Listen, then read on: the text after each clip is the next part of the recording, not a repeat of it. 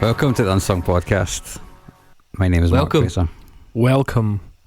I'm joined by these reprobates. Hi. Hi. You going to introduce yourself, lads?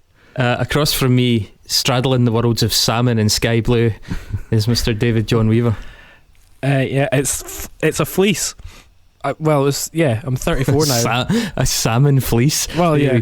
You're 54 and live in Suffolk. Well, I'm trying to balance being sensible and middle-aged and wearing fleeces and also being young. So I'm basically wearing a rave fleece. That's my aim. I want to look like I'm a cool, happening guy who isn't going to get cold at the rave. Or laid. Well, yeah, got special pockets in it. It's got special things. It's got like a sniddy thing in it. Yep. Pretty chuffed with it, to be honest. That is whack. But I mean, when the fuck is the next rave going to be, lads? God, I don't know. You had a wee rave on Friday night. I partied in my studio. I did a live stream DJ set. That was nice and fun. But I mean, there were only 2 people there, including me. So, you know, kind of doesn't quite have the same vibe. To be when you're in that mode, when you're doing your DJing, I think people's generous anyway. You sort of regress. Yeah, sort of back to pre. Have you ever seen the start of 2001 AD? Then you'll yeah, know exactly. what we're I would say blobs. A good DJ set involves a lot of people reverting to blobbishness. Do you know what? We're recording this on Tuesday, October the 6th. Do you know what yesterday was? Dave, I'm sure you know. Monday, October transfer deadline day. It was transfer deadline day. But more importantly, and more pressingly for your lifestyle, it was October the 5th, which in the USA is National Kiss a Wrestler Day. Oh, and I missed it. God damn it. Who are you kissing, Dave? Have you had to kiss a wrestler? I mean, obviously, Bret the Hitman Hart. Total Solid babe. choice. Solid Why choice. Why obvious? He looks sweaty. Because he always looks because sweaty. We're matching in our pink. And he's got. I always loved those like wraparound glasses that he had. Yeah. If I know 2 people, you're one of the 2 that could wear them. The other one's probably Craig. I'm pretty sure he has them. So, Mark, you were kissing a wrestler. Who'd you be? Finn Balor, because he's got abs for fucking days. It's taking it a wee bit seriously there, man. I was looking for something funny. That's funny. Untrue. I mean, it's not untrue, but it's not the comedic choice I was hoping for. But you are the straight guy in this equation, so the other choice is Macho Man. Ironically, given that comment, the other choice is Macho Man. I spent the week watching a bunch of horror stories about extreme wrestling. So I'm gonna kiss Abdullah the Butcher and try and play Russian roulette with hepatitis C. Oh wow, that's always a fun thing. I saw somebody describe Abdullah the Butcher's head as a canoe because he's bladed his own forehead so often and it's healed up in such a horrible way that you can like sit a nickel in it. Yeah, that's nice. Horrible. He has to use crutches to get around and everything, man. The guy's a total wreck. It's 80 now, to be fair, but you know. Talking about jamming money into guys' cracks, do we have any subs? Yes, we do. So just to let everybody know that if you're a generous Patreon subscriber, we will give you some free stuff, including at the very lowest tier, which is $2 per month. Soon to be £2 per month when the currency changes on Patreon. We will give you a dedicated anthem, which one of us will pick a song which we think best represents you. And bearing in mind that we haven't met most of you guys, it's a complete shot in the fucking dark. Some of them have gone down very well. Yes. So one person that we do know, however, is a gentleman called Kenny Bonella. And he was given the track Boys by Sabrina, which I think is a solid choice. I love that song. It's a total banger.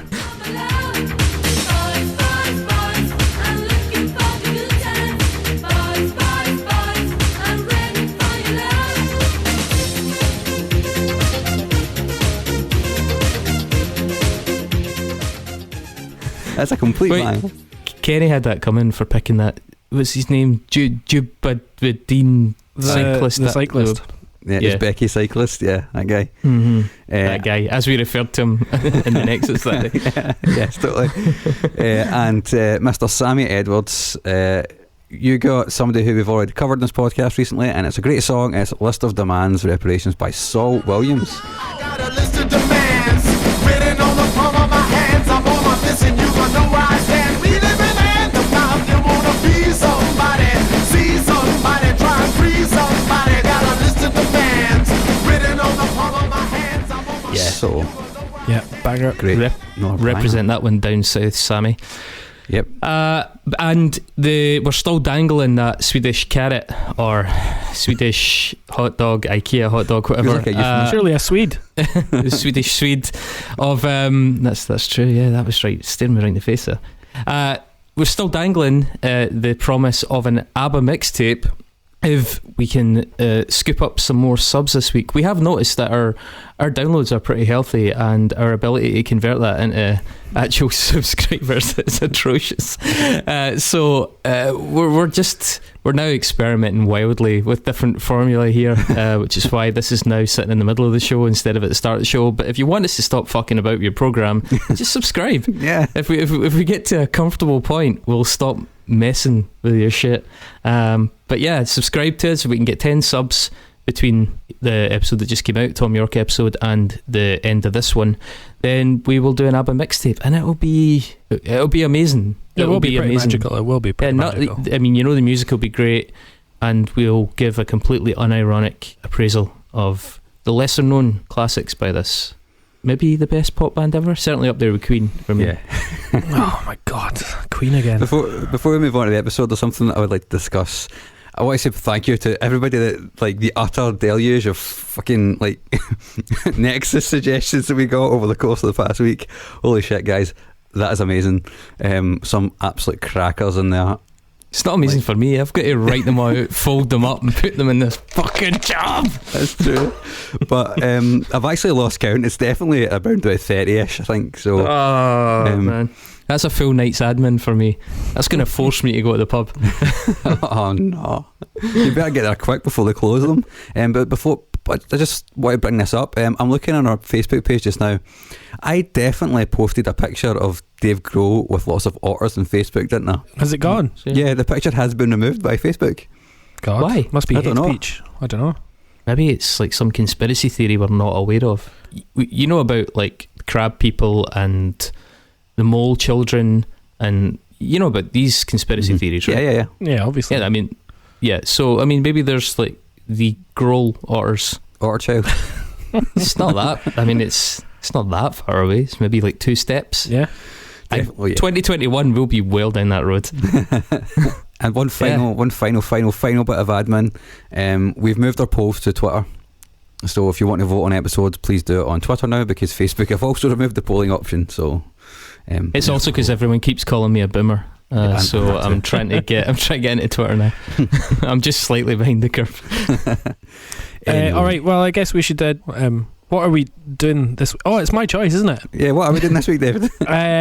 Oh yeah, as promised, we might have a fist fight over the record choice. Chris and I both agree that the band we're covering, Grails, experimental sort of post-rocky sort of band from Portland, Oregon, are very good and underrated. Very good. And I've chosen their 7th album, I believe. Well, they've got a compilation of they've got 2 compilations. 2 compilations as well. Yeah. It's a later period one. It's 2011. Yeah, so I've gone for Deep Politics.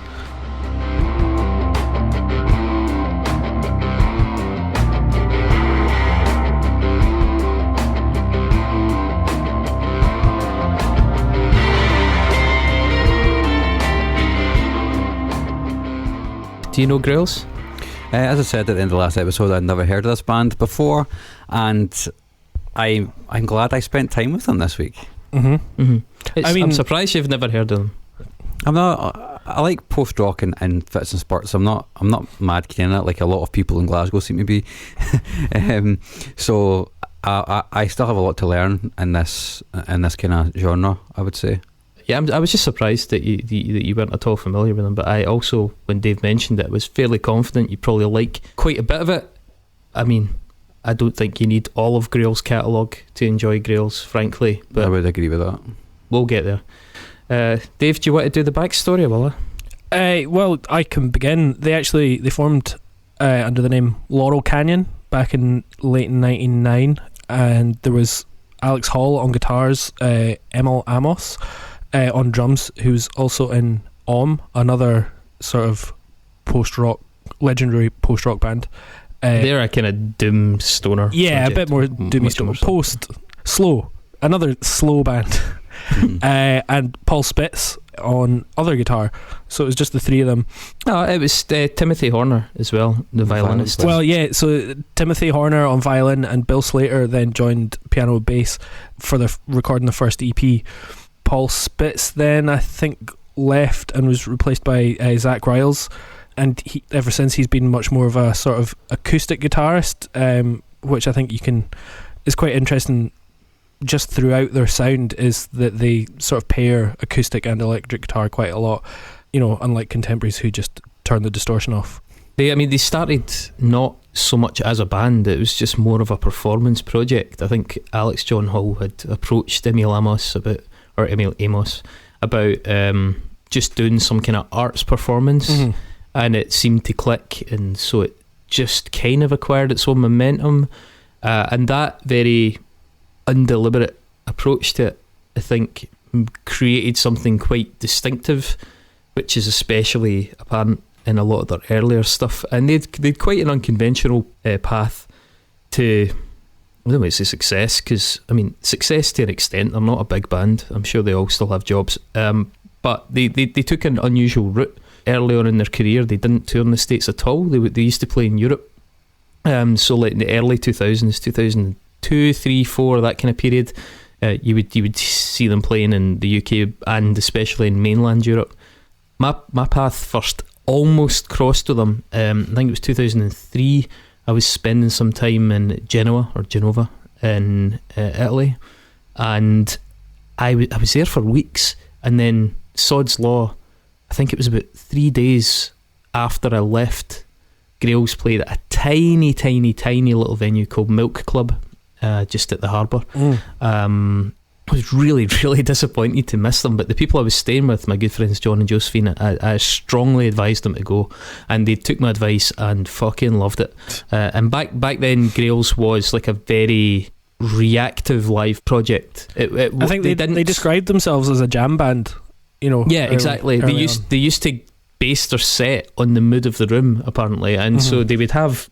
It'd be a bit like Billy Connolly's comedy or something like that, where you'd have like certain touchstones that you were going to visit during your set, but then you would really gauge how the audience was responding, and it would be slightly different in between that for the rest of the night. And so they were very much one of a kind performances, and I'm led to believe that gig was memorable. And just unfortunately I didn't get to actually see it. But I listened to them a lot at that time, and I was really listening to a lot of Mogwai and Constellation stuff at that time as well. I think one of the first things that really brought them to a lot of people's attention was their appearance on a compilation CD by Neurot Recordings, obviously Steve Van Til, who we've interviewed. I think Neurot, based in Idaho, is that right? And Grails had submitted a demo to Neurot in 2002, which actually isn't something that Neurot usually entertain very readily. Grails were the first band that Neurot had ever signed on the basis of a demo, and they started working with them. They really fit the aesthetic of the label. Obviously you had Neurosis, who have a lot of that kind of weird folky doom stuff, and they have Steve's own projects under his own name, Harvest Man, Copper Ring, things like that. So yeah, they sat well, but in that compilation they were, I think, one of the standouts.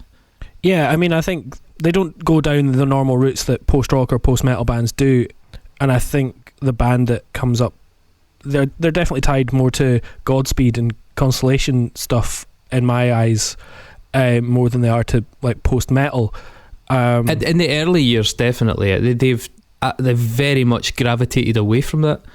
I think probably from as early as 2006, and there's a key change at that point, which we will touch on again. But the violinist Timothy Horner, he actually went missing on the back of a 2005 tour. They landed at the airport and he fucked off, and then they've never spoken to him again. He was discovered in a homeless shelter a few months later. So that, I mean, he was found, but they have no idea what he's doing, no idea what he's up to, and they're sort of reluctant to comment too much on it. But the loss of the violin and whatever he brought to the party, I think, really changed the output of the band. I don't know if they maybe had ideas about going in a heavier, dronier, slightly like kind of dark kraut direction anyway, but yeah, the aesthetic for me, there's a big pivotal moment right there, which when we drift through the back catalogue, we'll touch on that. I would say, just you're talking about Constellation, in terms of context, like Portland at the time was not in the best of health musically. This is in the words of the band. They said it was, there was maybe a dozen or so bands in the city at the time. The group Jackie O Motherfucker were about the most prominent.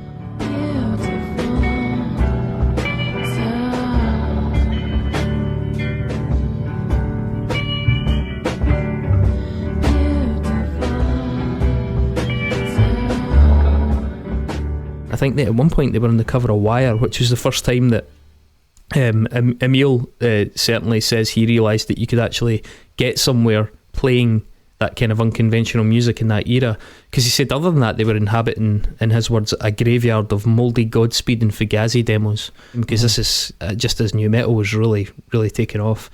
And whilst there were bands like Sun and Earth, and they're bands that are sort of kindred spirits of Grails, I think.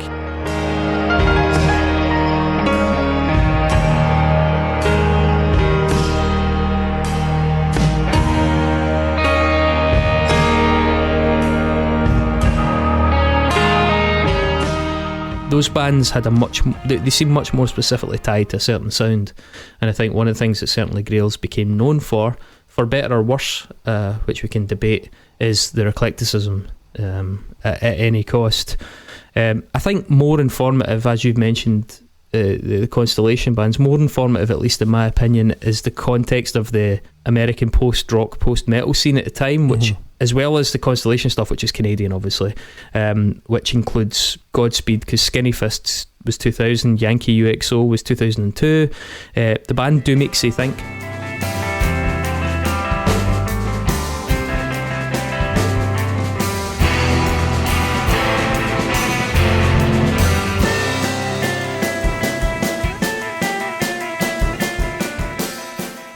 I think are one of the closest bands to Grails in that early period. They had 3 albums between 2000 and 2003, 3 great albums.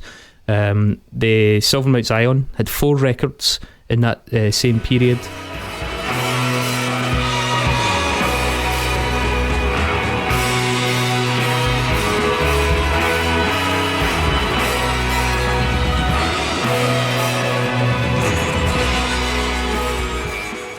But you also had I think at the time it was on the East Coast, you had the Hydra Head explosion, you had Cave In bringing out Jupiter, you had Australasia.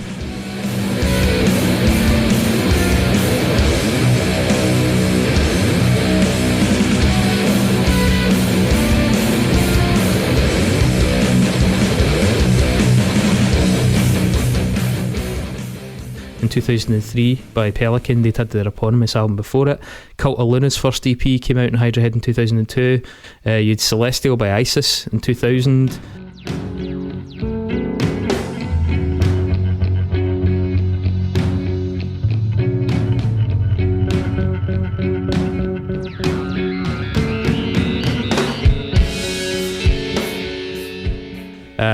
And then you even had Oceanic happening in 2002. And at this point you had Neurosis as well, just being Neurosis. Yeah, exactly. And for me, these are just bands that I personally associate a lot more with Grails.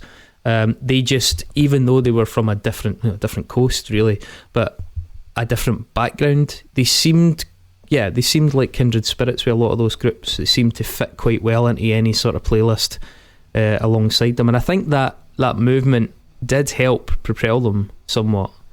Yeah, I mean, I think that's how I got into them, because I think it was about 2005 I was really getting into post-rock and post-metal.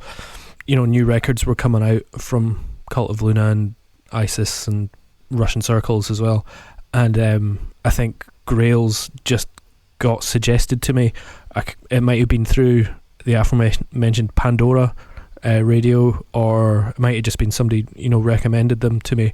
But yeah, they just fitted in perfectly with that whole post-metal instrumental vibe that I was totally into back when I was about 2021. And they seem, knowing your taste, they seem to me like they're on the slightly folksier, certainly early on the folksier end of it, because you like things pretty crushing, and Grails, certainly in the first 4 or 5 years, very rarely got very crushing.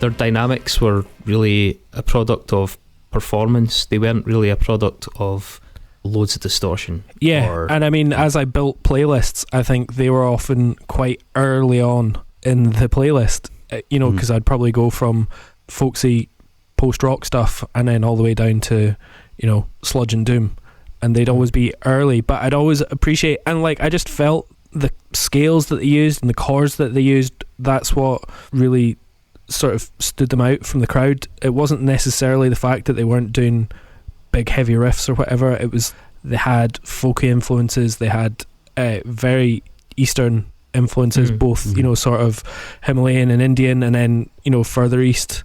They've got some very interesting instruments in their arsenal as well, and I think the use of kind of unusual instruments, little kind of like lap steely things and sitars and little sort of like, I can't remember the name of it, it's like a big version of a thumb harp basically, but they use some very unusual devices which is not typical of your like Cult of Luna sort of school of post metal. I think actually a band I didn't mention, and Grails are kind of the missing link between Neurosis and Dirty Three.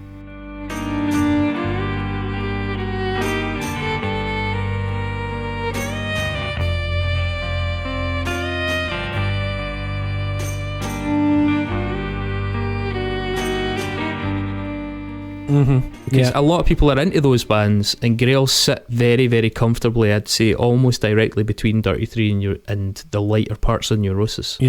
And so those bands doing well around them sort of inadvertently was going to help them. As I mentioned, one of the things that really has become a feature of Grails is this notion of eclecticism. Now I think they've become maybe a little bit too self-aware of that, and maybe play up to it a bit too much in the later stages. Early on, the first two albums, Burden of Hope and Red Light, are quite varied, but they're varied with a sort of, it sort of has a consistency of feel. Maybe it just underlines how much beauty's in the eye of the beholder, but I noticed in some of the reviews, some reviewers are like, the later stuff is just so diverse and eclectic and sprawling and multi-genre straddling, and then other people are saying that the later albums are too focused on a certain sound. It sort of seems like the press can't really make their minds up. What did become apparent from like their third and fourth and fifth albums onwards is that they became the anointed ones of magazines like Pitchfork. And we spoke about Tom York last week and how certain acts are sort of anointed, and Pitchfork's a great example of that. Grails released 4 or 5 albums in a row, and none of them got less than 7.5 out of 10. And it sort of became a de facto thing that a Grails album was good. And that I can't quite place the reason for that. You can't always place it with Pitchfork anyway. It's that sort of ephemeral Emperor's New Clothes analogy that I mentioned last time, but they occupy a funny place, and I think it's quite misleading, because as is no secret, I said it at the end of last week, I think their earlier output is so much better than the later output, and their earlier output got very little in the way of attention, and their later output now has this guaranteed starting point of 7.5 out of 10 in those kind of magazines, and I've not really been able to work out why that became the case. Yeah, I guess it's just like a lot of these bands, they'll have some sort of coolness cachet from the fact that they're not well known, but they're well respected by their peers, and that they are legitimate, and they've never signed to a major, and all of these things. So they have cash in the bank when it comes to being legitimate. And then, I know how magazine reviews work. quite often the editor will send round a bunch and go, hey, who wants to review this? And some keen guy will go, oh, I think I know Grails, yeah, I'll review that. And then they put it off for a week and they're like, oh shit, I've only got a day to review this record. And then they go, alright, what do people think about this band? And they go, oh, people think this band are really legit, I better go with that. And they don't necessarily put their own opinion on it. So I think that's maybe in general can be how it works. Full disclosure, I actually was put in a weird position when I was asked to review Doomsdayer's Holiday. It was in 2008, and I was pretty ambivalent about it from what I can remember, and I think I got a wee bit of blowback, although I'm not sure from memory. I think the rating might not have been the rating that I put on it. I think the editor bumped it up one. It was 3 out of 5. 3, well, maybe that is the one I gave it. I was pretty ambivalent about it though, having been such a big fan early on. Mark, did I say anything horrific in that? No, I didn't. You said it was kind of lumbering, basically, which I agree with, incidentally. Aye, so I know what you're saying, Dave, but I do remember even back then being a little bit bemused as to why people were so hard for this stuff at that point. Yeah. But I was kind of pleased that I was getting the opportunity to revisit that, because it has kind of always nagged me a wee bit. Like, maybe I was unfair in that, because I did a similar thing with as well, where I was really, really nonplussed by an record, and I got tons of shit for that as well. And so going back to it was really, really, it was good to be forced to do that, to reappraise it. Well, I mean, you say that, maybe that's another thing, because bands like this are not necessarily making a living out of just the music, and they're touring smaller venues, coming over, and because they've released a couple of great records, fans go, oh, we need to support this band, and if you, as a supporter normally of this type of music, put them down, then you're making it less likely for them to survive. So we should be more positive about them, even blindly. Yeah, that's that journalist dilemma of people like Henry Rollins always really made me paranoid about doing any form of journalism because of the reflections on them just being parasites. But yeah, are you doing the band a favour if you tout inferior work? Probably not. But then again, you're not exactly doing them a favour by being critical either. There's not really many things you can do as a journalist in that situation that are constructive, other than try and be quite nuanced in your criticism and hope that it sort of doesn't meet nothing but resistance and bitterness. And here we are. Yeah, and here we are 3 years later. So, I mean, obviously I'm going to make a case for the early stuff, so if you'll just kind of humour me for a minute, right? The early records are a very different thing. The stuff basically before Horner left, they're very unrefined. There's a lot of almost improvisational stuff. I mean, it's maybe not improvisational, but it's certainly gotten to be in that song by just being jammed on and worked down in that way. There was no career plan in the early stages of that band. They're just purely powered by this process of creating music, and that lack of ambition can result in something really honest and sort of, it's not got one eye on any other objective. It's just like, let's just make a good record. And that does often produce some really, really nice results. Not that I'm saying the other can't, obviously, but there's something really honest about these first two albums. Now, I think Burden of Hope, the debut in 2003, is just still to this day a really, really great folky post-rock. I mean, I feel like it's almost, that's a bit constraining. Yeah, because not just in terms of its structure, but its overall use of very organic sounds, like scraping noises, and just the way it's recorded as well as produced. Yeah, I think it's a beautiful record.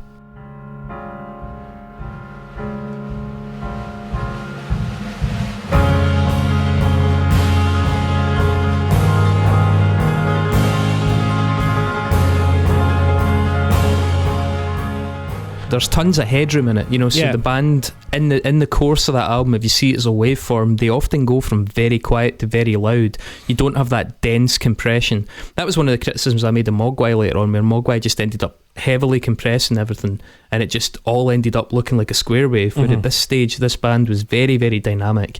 That the first track, Burden of Hope's a perfect example. That really mournful, delicate intro.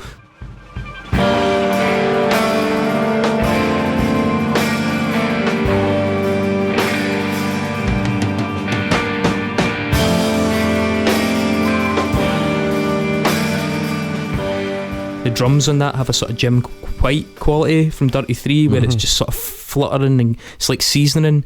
The instruments in that song really defer to each other, they give way. The third track on it, The Deed, has that weeping violin lead through it.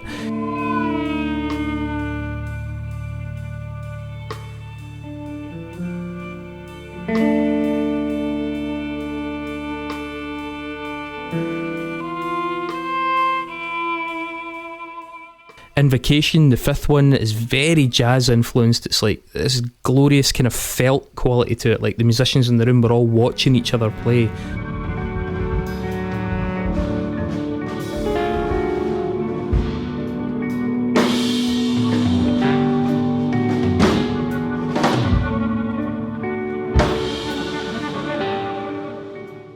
You can tell there's a real synchronicity, I think, to the way they're performing, and you can also really hear the room. You feel like you're part of the room in that song. The cover on it, track 6, was called Space Prophet Drogon, which is by Sun City Girls.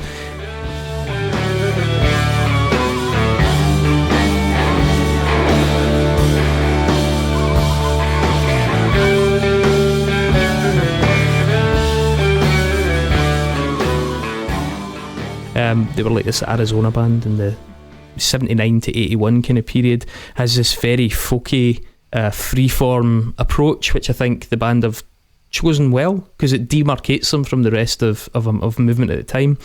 And I think the emphasis on that record is really in the arrangement and performance. It's not in the distortion. It's certainly not in any kind of level of doominess. And then the album after that, Red Light, which came just a year later, is that original band still as a unit.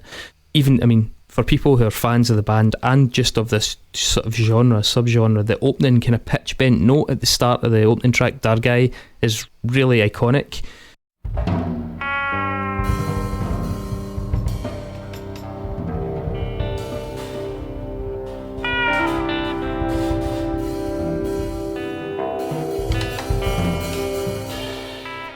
That tune quickly settles into this beautiful kind of folky mantra that blooms quite euphorically about I think it's about a minute and a half just after.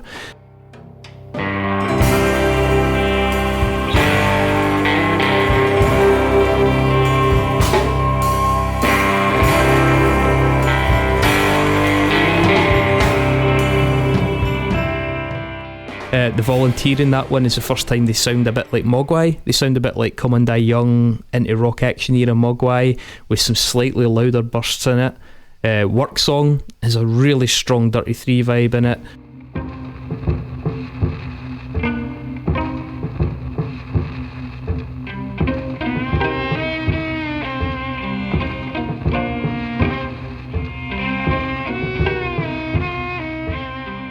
Reprieve, which is the one from the New Rock compilation I was talking about, is that beautiful, patient, sort of intimate structure. Has this really jubilant flowering about a minute 35 again and again at 2:25 when it's really big.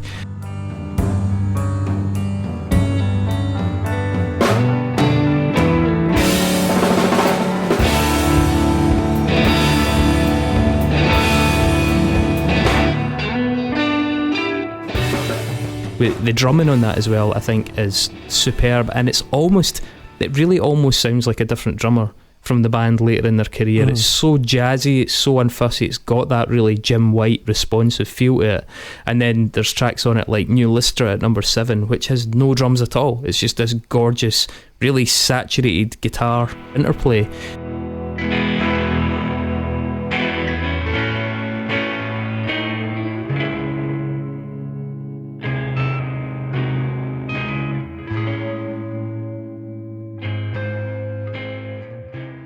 On these first two records, there are just arrangements and approaches, and there's a pace that's just not present as the band goes on. I feel, as I said about Doomsday or Holiday, it does become a lot more lumping, it does become a lot more forced and trying to grind out a result. And yeah, I'm not sure. I mean, did you guys listen to the albums that came after this? So, I mean, you had an EP in 2005. I don't know if you heard that at all.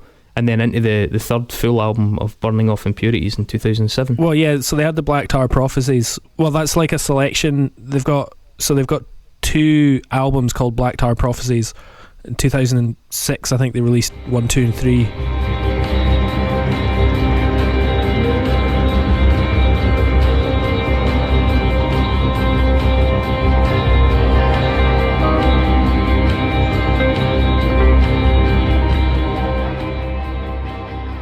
And then 2013 they released 4, 5 and 6 as one.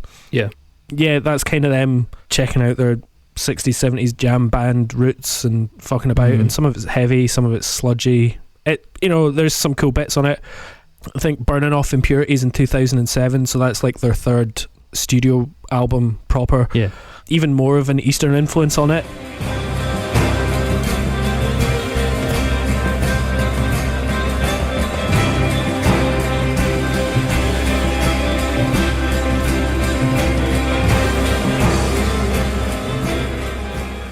I think they've been watching Vietnam documentaries, listening to The Doors, maybe taking some hallucinogenics. There's a few bands jump to mind at this point as well. There's a lot of like Gong and Hawkwind as well. There's a bit of like some big of the crowd influence on it. The Trippier Hendrix stuff as well. There's a track in that called Silk Road.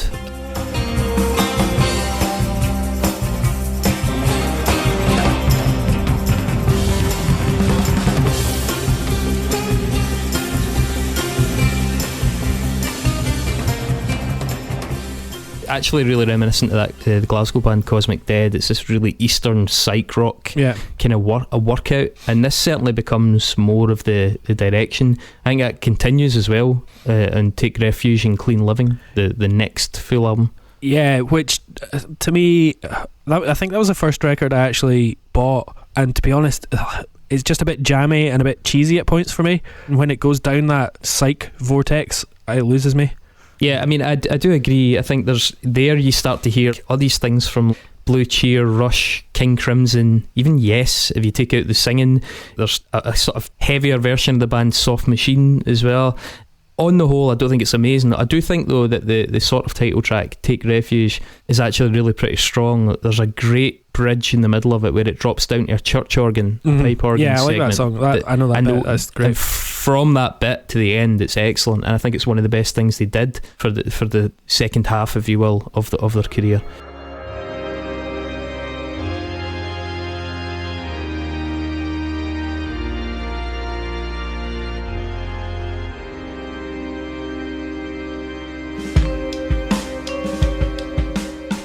Doomsdayer's Holiday, which we've already touched on in 2008. It's their heaviest album. I think that was because that came out the same year, and that you could see that as a sort of the heavy sister record to Take Refuge. And they're doing sludgier stuff, doomier stuff.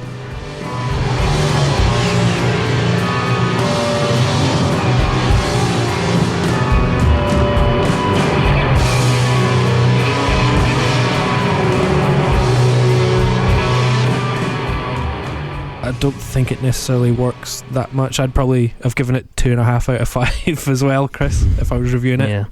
As Deep Politics 2011, you mentioned the Black Tar, the second one, the parts 4, 5 and 6 2013, and then Chalice Hymnal in 2017.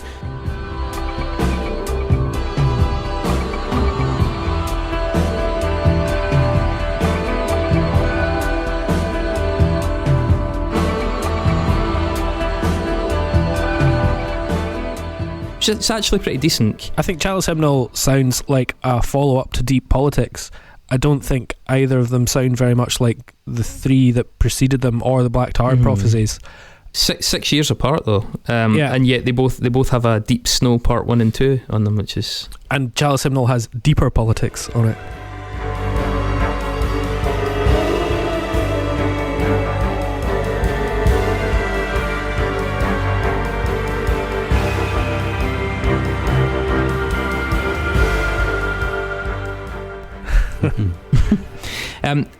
Like from 2006, as I say, like after the violinist kind of going AWOL, this is a psych rock band. It goes through various phases of being a psych rock band. Sometimes it's stonery, sometimes it's doomy, sometimes it's krauty, but the folk element becomes really subsumed by those other flavours. I think repeated patterns become much straighter and much more central to the songs.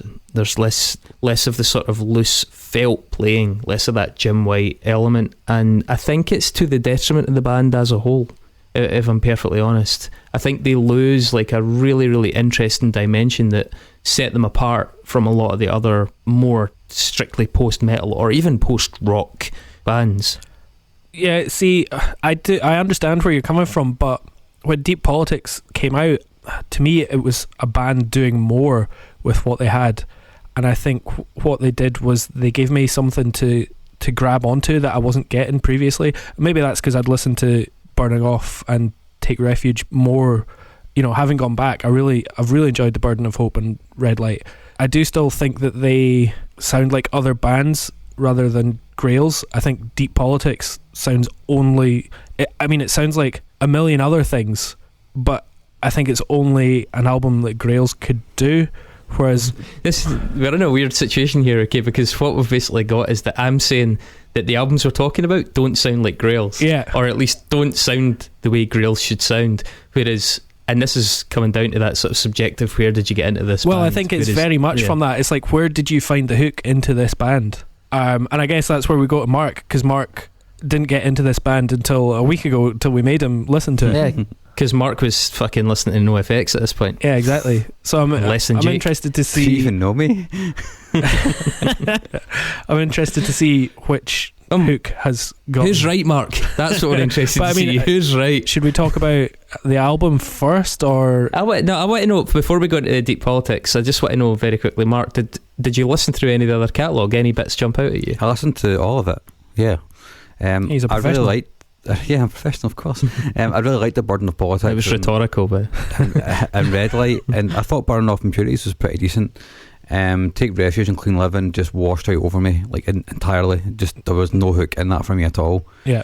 I actually quite liked what's it called again? Black Tar Prophecies. Black Tar Prophecies. Black Tar Prophecies. Yeah, I liked bits of that, but it does lean far too much on that kind of psychedelia, 60s, 70s kind of stuff, which I don't have much love for. Mm-hmm. Chalice Hymnal's fine. Yeah, I mean, I think it's got some good moments on it. To me, it sounds like a follow-up to this record, and it also tries to be even more eclectic. It's got some horns on it. It's got a bit more jazz on it. I love that you said that, though. It tries to be eclectic, and I think that's a really key part of the story of Grails. Yeah, tries to be eclectic. But I think they nail it on Deep Politics. That's what I'm going to argue. I'd probably agree with you there. I think Chalice Hymnal they don't build on what they did in Deep Politics, and I think Deep Politics is probably one of their best albums. We'll talk about that. Might as well go into it then, Dave. You want to take us through it? So I guess we start off with Future Primitive.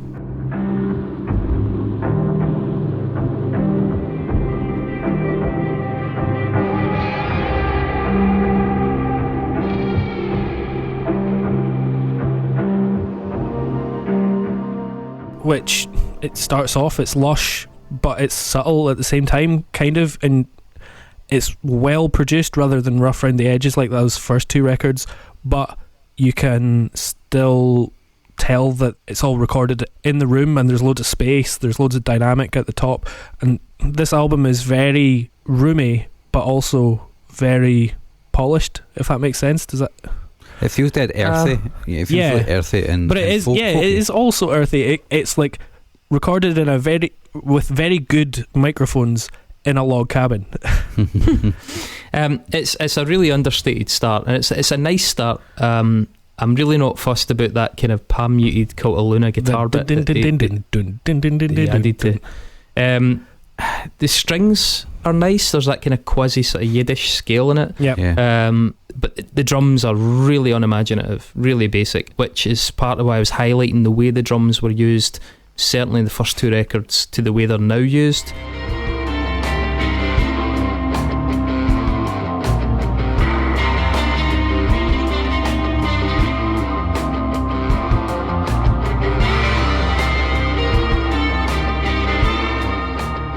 Doing a straight 4 is just whatever. Yeah. And on that, for a song that I was enjoying, that let me down in this song. See, what I think they do, I really like some of the really simple drums that they do on this, because there are just a couple of moments on the record where he cuts loose, and I think when you look at the album as a whole, and when he's just sounding like a very minimal pop or jazz session drummer, once you've heard the record that there's a lot more to come. So I think it's like he's keeping that dynamic of drums down. See, the thing is, I just don't think they're a good kraut band. They're not good at krautrock. They don't get the pacings right. They don't groove properly in a kraut way. I'm not saying they're not good at other things, but as a krautrock band, they feel really clunky. Maybe. And when they bring that's why I say it almost sounded like a different drummer to me. This did not have any of the feel or. No, so this is important to note, which we probably should have spoken about. Is like when I did Take Refuge, they brought in a guy called Ben Nugent who just plays drums. He didn't. Well, Emil didn't play drums on Take Refuge, and he doesn't play it in Doomsday's Holiday either. Okay, well, certainly the playing does not feel a patch on the early playing. Well, I think because instead of going in and doing the big post-rock cliche that you're expecting, and like a band like Shells might have like built and then had a big heavy bit at the end, it's then instead it breaks down and it changes into this weird sort of winding, snaking rhythm. Still builds, but it's still subtle. I just think it's a really nice introduction to the record. My favourite thing about this band, or the later part of this band, is when they don't go fully folky, when they just have hints of it and drop in little bits of it. Sometimes they do go fully folky in this record, and see, when I say fully folky, they go down like the Led Zeppelin style folk, which we will touch on, I suppose, as we go through it. Then next up, that's not helping things. All the Colours of the Dark.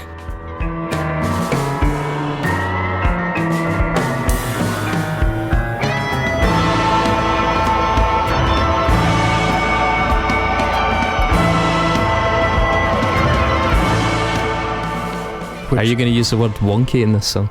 Well, off kilter, so basically yes. It's this weird and off kilter piano. Jazzy. This is a song that for me illustrates this is a band that's become too married to its reputation as being eclectic. The ideas are way above their station. The piano tries really hard to be obtuse. It is, but it doesn't feel good obtuse. The drums are so pedestrian in it, and later on in it there's some like really Ennio Morricone type parts, but man, it's really jarring. It sounds so forced. It sounds like a cover. It's a cover. This one is? Yeah, a cover. It is a cover. It was written by Bruno Nicolai for the film with the same name. Oh, which is a 1972 Italian. This makes a lot of sense. This is interesting because this actually applies to some of the criticisms I have of the later stuff. Then, okay. That's an odd choice. Then I don't quite get what inspired that.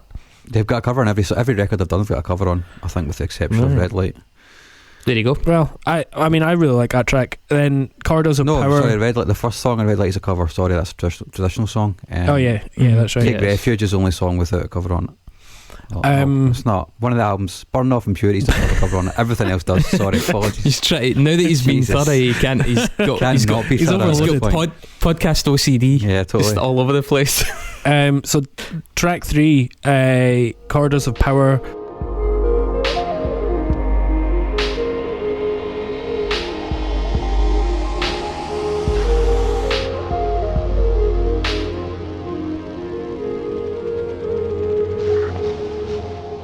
Which is a kind of interlude, bit of a kind of broken beat, could be dub.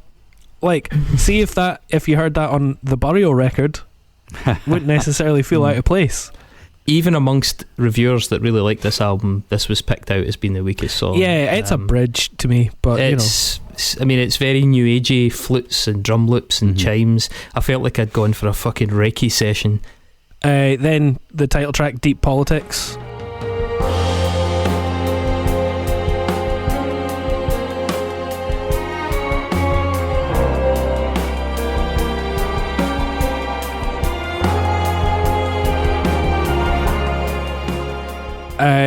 Now this is big. It's fucking lush. Well, this is where the Italian thing makes a lot of sense. Yeah, I mean, this is romantic. Like a low budget erotic spy thriller for the 80s. Yeah, I mean, some of my favourite films are that. The melodrama in this is also very Italian, so yeah, I start to hear that. And they did mention in interviews how they were really into sort of Italian film scoring and stuff. I mean, this is This is like somewhere between a sort of pub version of Pink Floyd and a private eye thriller. I get that it's like a little bit tongue-in-cheek, but it's horrible to listen to. It's not, it's great. It's fucking great to listen to. It could be, I don't know, it could be fucking Rachmaninoff, or it could be 70s porn. It's great. Then track 5, Daughters of Bilitis.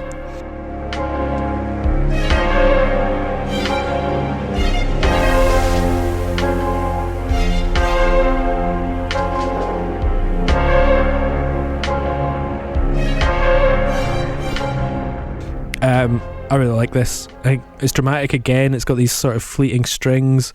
This is more like a 70s crime drama, I would say. Yeah, yeah. You know, I'll give you that. I mean, again, this is fine for gimmick value, but it's shit to listen to. Nah, you're wrong. I mean, it's a sort of concept piece, as you say, in like a 70s sort of, somewhere between like a cop thing and a spy thing again. I mean, for example, the Blackheart Procession did an entire album, Amor del Tropico, on this theme, like a concept album with a narrative, with a whole murder mystery thing going through it that was based on these kind of old retro spy thriller styles. It's actually quite similar to this, but much, much, much better. And this just, it's fucking chronic. Can't stand it. Well, fair play. Almost Grew My Hair next.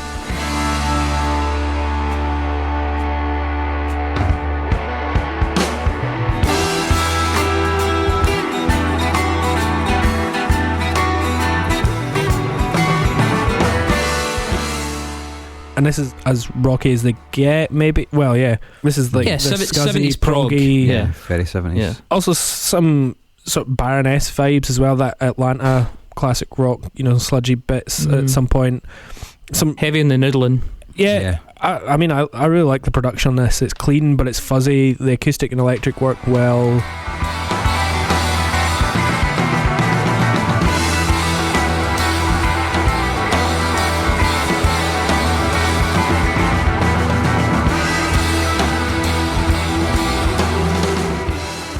It very sounds like a better My Morning Jacket at one point, which is fine. Good God, better than them. I like. It does sound a bit like some of the more psychedelic Led Zepp stuff for sure. I think. Yeah. Good God. So many different guitars that all sit really nicely in the mix. I like the production in this song. Yeah, I think because it's clean and yet fuzzy as fuck. Long as well. Like the songs get a wee bit longer for the next wee bit. Yeah. Yeah, because they've had a couple of like bridge fillers and then 3 big long ones. I led 3 lives.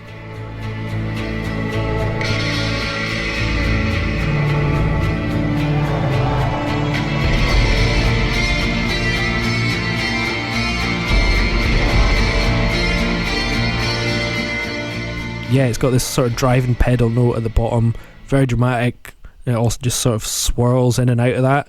Eastern thing comes in again, but it's also got sort of some sci-fi vibes. It has a lot of Ennio Morricone in it, this one, especially in the guitar and that kind of like vocal choral thing that's in the background.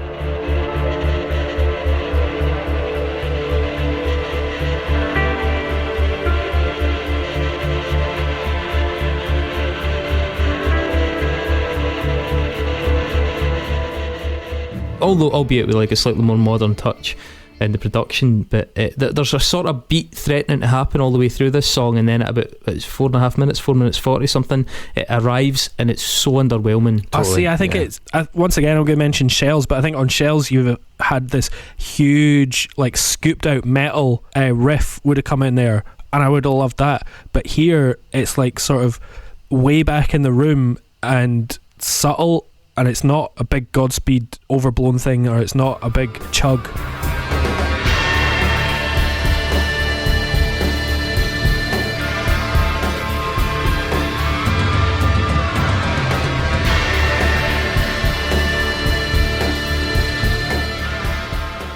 It's nearly in the background, but I fucking love it. It still sounds huge. The drums start rattling, big lead guitars. I think it really works because once again, it's not doing the post-rock or post-metal thing that you kind of expect. It's not really doing anything at all. It's nothing. It has ideas that could work, and then none of them are seen through at any sort of level, like which I think they've done on some of the other later stuff that's just not in this. It's felt a bit one-dimensional to me, for sure. Oh, well. And then, like, I see what you mean. The electronic thing, I wanted it to be more because it felt as though it was going a different direction, which I liked, and it just didn't quite get there for me. Sorry. Oh well, that's fine. And then Deep Snow.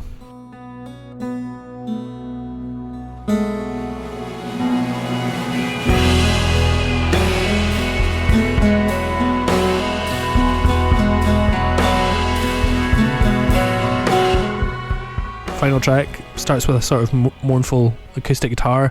Well, I guess it's so much sweeter, this one. You're saying mournful. I think this is actually quite a sweet, Yeah, no, well, I think it. more upbeat sort of song. I think it begins like minor key, and then it's got a modulation into major, which I think is like a lot more upbeat. It sort of shimmers in and out. It's got a really hippie-ish vibe, like prog, but in a kind of late 60s hippie kind of feel. Yeah. And it's got like some heavy bits, some quiet bits.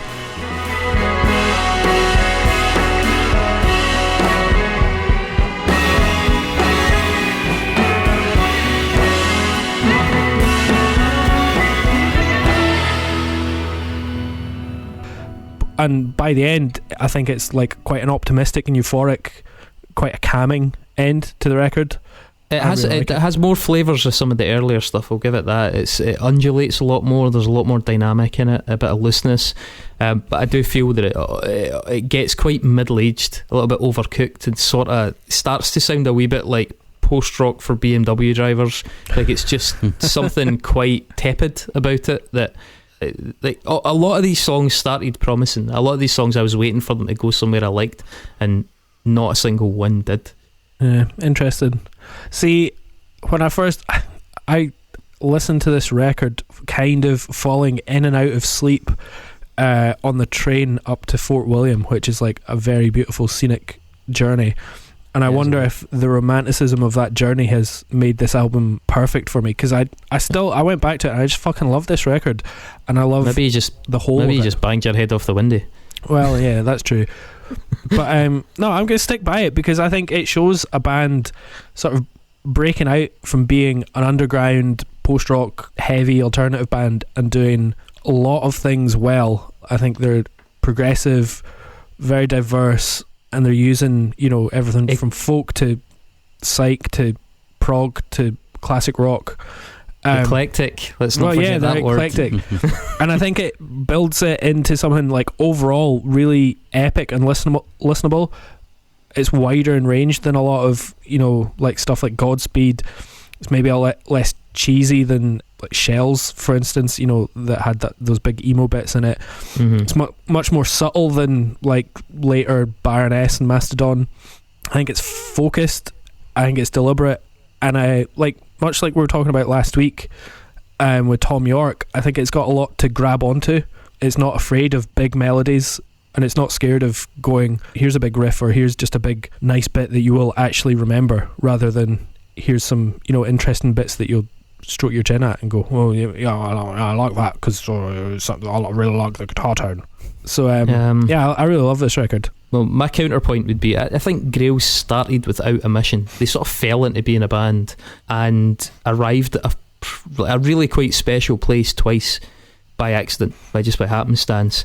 But the more they've tried over the years to be something in particular, and especially when it comes to trying to live up to this eclectic tag that some of their biggest admirers in the press have put on them, the less remarkable the results. I get what you're saying, and I really like those first two records, but I don't think they're remarkable in their breadth. I think they sound like a really good post-rock band. I think they've had some middling records that I'm not going to go back to in terms of burning off impurities and I agree with that. I think Deep Politics stands there right in the middle of their 20 years. It came out 9 years ago. They'd been a band for 11 years, and it stands there right in the middle as a real polished thing that they were capable of. And then 7 years later they released their next studio record, and it just built on that. I don't think they've lived up to this record, and I think this record was better than a whole lot of stuff that they did around it. Well, before I hand this over to Mark to make a decision here, I think, as you say, the first two albums, they're a very good sort of folky post-rock band. I think what they've shown since is that they're a very average krautrock band. I think they're a sort of underwhelming post-metal band the little deviations into this like Italian cinema stuff, it feels totally gimmicky. I don't think they're great at anything else, and I think they've just had their heads turned a wee bit by crap journalism. Mark? I think this is a really accomplished record for this stage of their career. It's not got the same, I was going to say lack of vision is kind of what makes the first two records really good, right? It feels like like Chris said earlier on, it feels like guys who've been in a room and they just worked the songs down. Have had a good fucking time doing it. They love playing together, they love making tunes. This is definitely a much more thought out and thought through. Your mileage obviously varies on that, as you two can clearly attest to. But for me, I like it. I don't think it's staggering. It's definitely the best of anything since Red Light, for sure.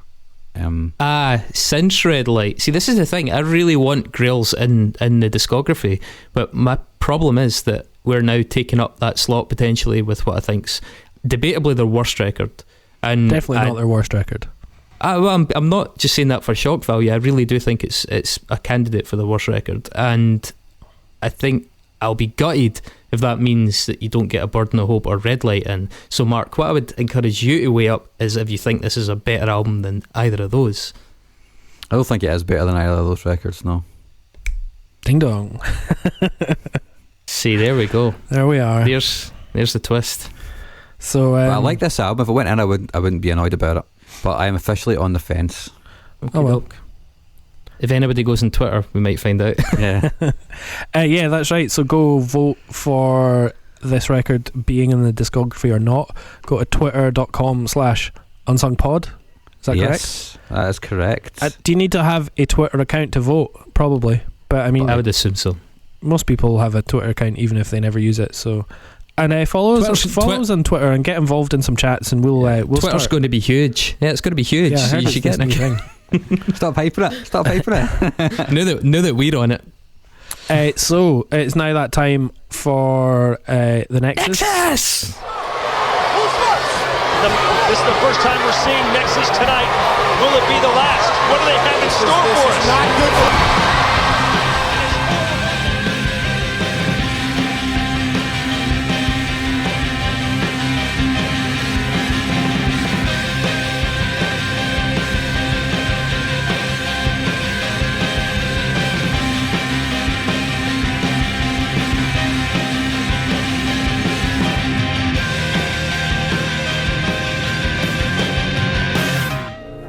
Why am I here? You're in the Nexus. This is the Nexus. For you, this is what you want. Yeah. And so we've got to get from Grails to Curtis Stigers. Who chose As Curtis chosen Stigers? by Jenny Hogan, regular listener. Jenny Hogan. So I'll go first, shall I? Since You it's will. mine. So yeah, Grails. Oh yeah, so I read that they re-released a couple of their records and they were remastered by an engineer called Carl Saff. Do you know him, Chris? I know him really well. Yeah, you've and worked with actually we chose to work with him largely in the back of some of his work with Grails. him. Yeah. So there you go. And Carl Saff, based in Chicago. Yeah. Has worked with loads of really excellent folk and Chris's band. And one of those artists that he's worked with is Bonnie Prince Billy. Last year mastered his I Made a Place record. Bonnie Prince Billy, who obviously took the photo on Spiderland, that's the fact that everybody always says. I always remember John Peel fucking loving Bonnie Prince Billy. Bonnie Prince Billy actually has appeared in quite a few films, and he also starred alongside Zach Galifianakis in Kanye West's video for Can't Tell Me Nothing in 2007. That's fucking ridiculous. Yep. So apparently it was the alternate music video, so they made a couple of videos for it. But yeah, there you are. That was from Graduation. Now I believe there's some sort of link with Kanye West and Donald Trump. Is that correct? Can anybody confirm that? I haven't heard. We might have to do a deep dive. on that And one. then Donald Trump, I don't know if anybody's heard of him, but he's been in the news recently. He's like this He has? some What sort happened? of He's the motorcade guy. Oh, the yeah. motorcade guy, So yeah, his latest that's it. tweet from 12 minutes ago: did anyone get to see that absolute joke of a town hall interview that Joe Biden did with Comcast, hosted by Lester Holt? What a disgrace to our country that free public airwaves can be used that way. All softballs, a big fix. Time should be paid by the corrupt DMC. Oh, Jesus fucking hell. Anyway, This is some up to date reporting. Yeah, exactly. That Except was for the 12 people minutes except for the people that are listening. anyway, he didn't die yesterday. He got out of hospital. It's okay. I bet Very by sad. by Friday, You think he's gonna be dead? he's done so many other things by Friday. Well, I mean, yeah, exactly. Who fucking knows what's going to happen in the next 3 days of Trump?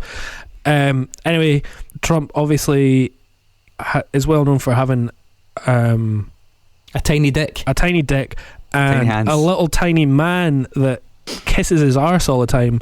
Although not as much anymore. It was Piers Morgan. Now I guess it's Nigel Farage kisses his arse all the time. But Yeah, Piers is in no man's land at the moment. yeah, because he's kind of got a bit woke, but got a still bit woke, still a cunt. Well, he's just. I think the fact that he's such a fucking social outcast has empowered them to just call out some of the stuff in the British government, especially. So Yeah. I mean, the main link there was because I think Piers had appeared on The Celebrity Apprentice in America. Was Mhm. that it? That's And right. they became pals. Yeah. Piers Morgan, his main day job right now is hosting, what is it, Good Morning Britain with Susanna Yep. Reid on ITV. Mhm.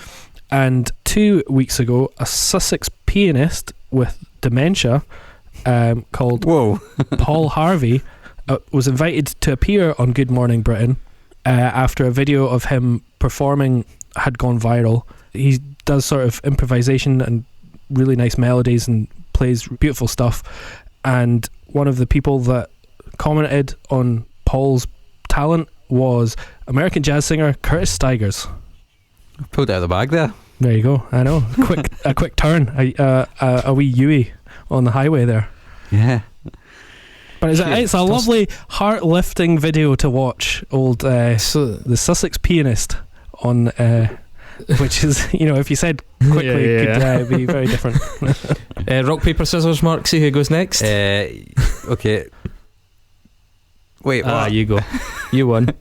Do you know that the Wall That's Street not Times built yesterday... for audio. That's not built for an Yeah, audio. Really, it's not. Really, it's not. The lag's amazing. Yeah. Yeah. Do you know that yesterday the Wall Street Times, or the Wall Street Journal, sorry, said that Donald Trump is 14 points behind Joe Biden, which is just insane. Cannot believe that's true. Aye, but at one point George Bush was 17 points behind until that boyfair last Texas, Lee Atwater, got involved. Mhm. Yeah, exactly. So just need to defrost Roger Stone, I think. No, we need to frost Roger Stone. That's what we need to do. Right, sorry, carry on. The strings in this record were written and played by a chap called Randall Dunn. He's a producer that's worked with a ton of folk, including Son. I love doing that, people. Wolves in the Throne Room, John Zorn, My Cure, and he's also worked with an artist we will be doing next week, which we'll reveal in due course. He also did the production on the soundtrack for the Nick Cage film Mandy, which was written by Johan Johansson.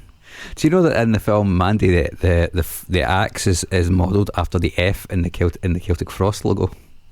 Really? I did not know that. I didn't know that. Cool. Do you know, I went to see Mandy in the cinema. We sat right down the front in the GFT, and I took my fiance, and halfway through she just looked at me and she said, "This is fucking stupid," and went and read her book outside. And then I went, Is that why the wedding is postponed in inverted commas? yeah, pretty much. And I went out and I said, "That's the best film I've ever seen." And she said, That was "That's the fucking amazing. most stupid film I've ever seen." So, Oh, so good. Do you know why Nicolas Cage was meant to be the cult leader and he asked to be the... Yeah. Oh, really? Ideal. What a great It film. worked out well. Nick Cage is mental. He's been in a lot. He's been in a lot of films. I got into so many, like, I went down so many dead end roads trying to join this because there's just so many fucking crazy things that. Did any of them involve Mongolian Tyrannosaurus Rex skeletons? No, but one of them did involve the most haunted house in Louisiana, which he bought and then sold 2 years later. Oh, ideal. He had to sell it because of his tax. So he's been in a lot of films, and one of the first films that he was in was a film called The Cotton Club. He was a wee guy at the time, The film also stars a really well-known character actor called Bill Cobbs, who's been in so many films, probably just as many films as Nick Cage, if not more, and even more TV shows as well. If you've seen his face, you'd recognise it. But for me, he's kind of most well known for being one of the old guards, you know, the old guards that kind of are responsible for trying to steal everything in Night of the Museum. I don't know if you guys have seen it. But that's kind of, I don't know why that's where I know him from, but he's in that film. He was also in The Bodyguard, starring Kevin Costner and Whitney Houston, and Curtis Stigers had a song on that soundtrack. It was a cover of What's So Funny About Peace, Love and Understanding by Brindley Schwartz. Cool. Okay, I'm up. Grails covered a song called Saturai by the Flower Travelling Band on that EP that I mentioned, which I think is called Interpretations of 3 Psychedelic Rock Songs, and it came out immediately after Red Light. The Flower Travelling Band, it's a Japanese group started by actor, producer, musician Yuya Uchida in the mid-60s. Immediately after, he returned from visiting his friend in the UK, a man by the name of Mr. John Lennon. John Lennon and the Beatles officially appointed the Maharishi Mahesh Yogi as their team spiritual advisor or whatever it was in 1967, as well as, you know, this guy was already a bit of a celebrity, and they actually visited him in 68 and spent quite a bit of time with him in India. Funnily enough, the song Sexy Sadie is apparently a piss take from a little bit after the fact, after the Beatles had fallen out with Maharishi Mahesh Yogi, when they found out that he'd sexually harassed Mia Farrow. That's how enlightened he was. Anyway, the Yogi also met a fella called Narayan Murthy at the Indian Institute of Technology in Kanpur, India in 1969.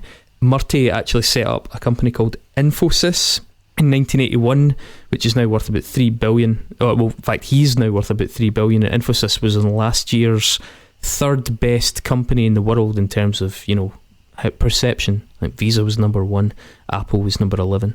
So it's like strong competition. He's a very rich man.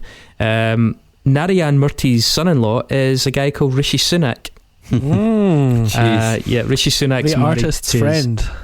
Married to his daughter Akshata, and a campaign group known as #WeAreLimited recently called out Rishi Sunak. I think it was in summer or autumn. It was an advertising campaign that criticised him in terms of his support or lack of support for limited company owners, the way that people that are paid in dividends are not covered in the same way as others. This advert was actually fronted by a guy, or a character and a guy called Ray Gardner, who strips off down a pair of purple shorts and then wanders across into a purple boxing ring. Ray Gardner, ring any bells for anyone here? The name sounds familiar, but I can't place it. You guys are probably too young, actually. Ray Gardner was the main character in a multi award winning advertising campaign from 1996 called St. George, which was promoting, believe it or not, blackcurrant tango. Alright. And this one, I mean, no, I'm not joking, this advert won prizes at Cannes, it won loads of stuff. It was a 90-second advert. Well, I remember tango adverts, all the orange ones. I don't remember the black ones. No, it's not. Yeah, the "You Been Tangoed," which were like the first happy slapping adverts, basically. Yeah, no, it's not those ones. The advert plot is that it's a sort of fourth wall break, a sort of kayfabe thing where he's working for Tango and he's replying to a critical letter from a goddamn French student called Sebastian that's criticising Tango, and he's basically to camera storms out the office and walks giving this really inspiring speech, and he walks to the cliffs of Dover and he's like the red arrows fly overhead doing red, white and blue smoke trails, and he's like, come on then Europe, and it's a sort of like precursor to sort of Brexit sentiment, that stupid British mentality where he's criticising these damn Frenchies for attacking our British drink. And funnily enough, this advert was mainly just shown, it wasn't shown that often, but it was mainly shown in the commercial breaks of TFI Friday, which is quite fitting. Another Tango advert campaign, not the big fat happy slapper orange guy, was actually voiced by the comedian Rob Brydon. I say comedian advisedly there. And a few years ago, Rob Brydon was hosting a corporate event in Geneva, and at that corporate event he went ice skating with Mr. Curtis Stigers. Nice. Do you have photographic proof of that? How do you? Curtis Stigers been interviewed about it, saying that he went ice skating in Geneva with Rob Brydon. Love it. He gets about, didn't he, Curtis Stiger? Yeah, quite a decent dude apparently. Yeah, so there you go. That was the tussle with no muscle between me and Dave. Okay. You want to and- grab an Nexus, Chris? Yeah. Oh well. Yeah. Who are we doing? What's our album? You want next, to tell us what next we're week? Yeah. get the cart for the horse here, Mark. So next week we're going to do songs 3, Bird on Water by Marissa Nadler, who's a kind of gothic-y, folky artist from America. Presumably produced by the person you were talking about earlier. They have worked together. It's interesting actually. Our most recent album's called Drone Flower, and it's a collaboration with Stephen Brodsky, and it's basically like kind of shoegazy. What was that noise? That was funky. Just Mario came up for a little boing. Okay, well, the nexus to that is chosen by our sometime host, VJ, and the choice is The Next Door Dad out of American Beauty. Okay. The Next Door Dad out of American Beauty. Yeah, the next door. We all know what that means. But is that the actor? Is it the character? Is it? I think we're just going to go with the character. I mean, to be honest, the character and the actor, that's one link away from each other. It's still a jump. It's still a jump. Still matters. I mean, all right. The OCD Mark will get crazy with that. Yeah, well, we don't know where Mark's gone. His computer seems to have crashed or something's died in the last 2 minutes, but Checked it. we'll say goodbye for him. Yep. So, same time, same place next week when Donald Trump's probably scaled Everest and Looking given forward to it. syphilis to a pygmy. Oh, See ya. buzzing. All right, bye.